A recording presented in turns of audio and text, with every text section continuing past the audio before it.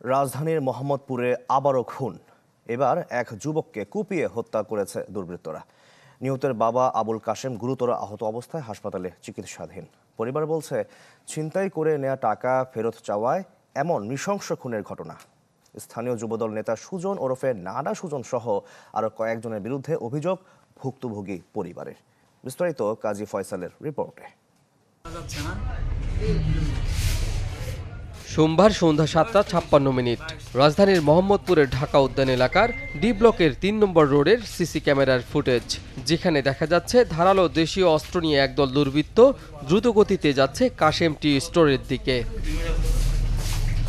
চা দোকানদার আবুল কাশেম ও তার ছেলে বিল্লাল হোসেন বাবুকে কুপিয়ে জখম করা হয়। মাত্র 1 মিনিটের মধ্যেই আবার তারা দৌড়ে স্থান ত্যাগ করে। চা দোকানের সাথেই বাড়ি আবুল কাশেমের। পরিবার বলছে, বাবাকে সন্ত্রাসীদের হাত থেকে বাঁচাতে গিয়ে দুর্বৃত্তের ধারালো অস্ত্রের আঘাতে প্রাণ হারান ছেলে বাবু। হিরন আরও মিনারেল ওয়াটার মাত্র 50 পয়সায় প্রতি লিটার। নিহতের মা পারভিন বেগমের দাবি, এ হত্যাকাণ্ডে সম্পৃক্ত কয়েকজনকে শনাক্ত করতে পেরেছেন। বলছেন, ছিনতাই করে নেওয়া টাকা ফেরত চাওয়ায় এমন নৃশংস ঘটনা।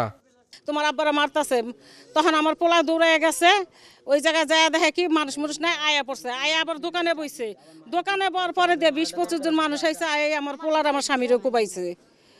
ব্যাপারটা এইটা ওই যে রাজীব আমার বাইরের যে ছিনতাই করে যে টাকাটা নিয়েছিল 70,000-75,000 টাকা, ওই ব্যাপার নিয়ে আমার জামাই অনেক আগেও কইছিল যে রাজীব তুই যে বেটার যে কোপ দিলি, বেটা গরিব মানুষ, বেটার তো সাহায্যের কিছু টাকা পয়সা দিলি না, আবারও তুই ওই কুবাস।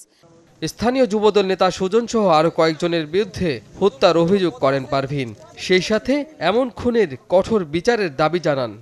দারোগার কই ভাই আপনি আসামি ধরেন, দারোগা কইতাছে জাফা আপনি আসামি ধরা দেন, আমরা চালান করে দিমু, তাহলে আমরা আসামি কইতেও ধরুম, আসামি আমরা ধরতে পারি না, ইয়া করে না। আজকে দেখেন যাও আসামি ধরুম, এলাকাবাসীরা কইছে ধরেন, সবাই কেউই ধরে নাই।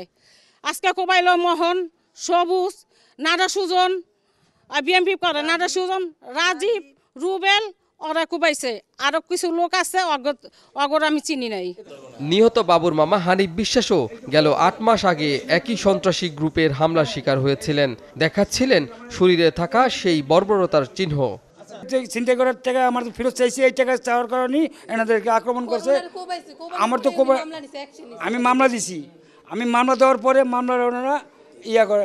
কেউ তো আর এই ছুরি চাপাটির সামনে আসবে না বাঁচাইতে, সবারই তো জানের ভয় আছে। এর মধ্যে আমার ভাইরে কোপ দিছে যে আমার ভাই ঘরে পলাইছে, আমি আবার গেট খুলছি। এই অবস্থা দেখে আমি আবার গেট খুলে আমার বাইরে ঢুকে এসেই যে আমি অজ্ঞান হয়ে গেছি, আর ওইখান থেকে আমার বাপের কোপ আমি বাসিস। পুলিশ বলছে, টাকা লেনদেন ছাড়াও ঘটনার নেপথ্যের আরও কিছু গুরুত্বপূর্ণ তথ্য মিলেছে। আসামিদের ধরতে চলছে অভিযান। তো আমরা কিছু আসামির নাম পেয়েছি, তো তাদেরকে গ্রেপ্তারে আমাদের অভিযান চলমান রয়েছে। আমরা আরও কিছু ইস্যু নিয়ে কাজ করতেছি, হয়তো আরও কিছু ইস্যু আসবে। তো মেইনলি হচ্ছে টাকা পয়সা সংক্রান্ত বিষয় নিয়েই তাদের মধ্যে পূর্বশত্রুতা ছিল। ঘটনায় গুরুতর জখম আবুল কাশেম রাজধানীর শ্যামলীর একটি হাসপাতালে চিকিৎসাধীন। কাজী ফয়সাল, চ্যানেল 24, ঢাকা।